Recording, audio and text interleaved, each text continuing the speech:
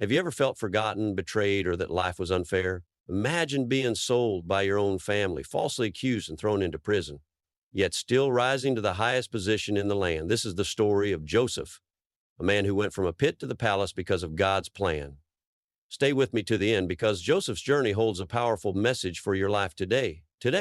Joseph was the 11th son of Jacob, but he was the firstborn of Jacob's beloved wife, Rachel. Because of this, Jacob favored Joseph more than his other sons. He even gave him a beautiful coat of many colors, a symbol of honor.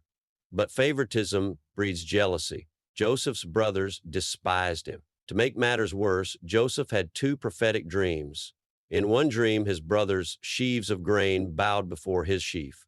In another, the sun, moon, and 11 stars bowed before him, symbolizing his parents and brothers. Instead of rejoicing, his brothers hated him even more. They said, "Will you really rule over us?" Genesis 37:8. Joseph didn't realize it yet, but his dreams weren't just about him. They were God's plan to save a nation. One day, Jacob sent Joseph to check on his brothers who were tending the sheep. But when they saw him coming, they plotted against him. "Here comes the dreamer," they mocked. They ripped off his coat of many colors and threw him into a deep, dark pit. Instead of killing him, they saw a caravan of Ishmaelite traders passing by. So they sold their own brother for 20 pieces of silver. They dipped Joseph's coat in goat's blood and took it back to their father, letting Jacob believe Joseph was dead. Betrayed by his own flesh and blood, left to die, sold as a slave. How could Joseph's dreams ever come true now? But little did he know, God was still working. Joseph was taken to Egypt and sold to Potiphar, a high-ranking officer in Pharaoh's army. Though he was a slave, Joseph remained faithful to God. He worked diligently, and God gave him favor. Potiphar saw that everything Joseph touched prospered, so he put him in charge of his entire household. But just when things seemed to get better, another trial came.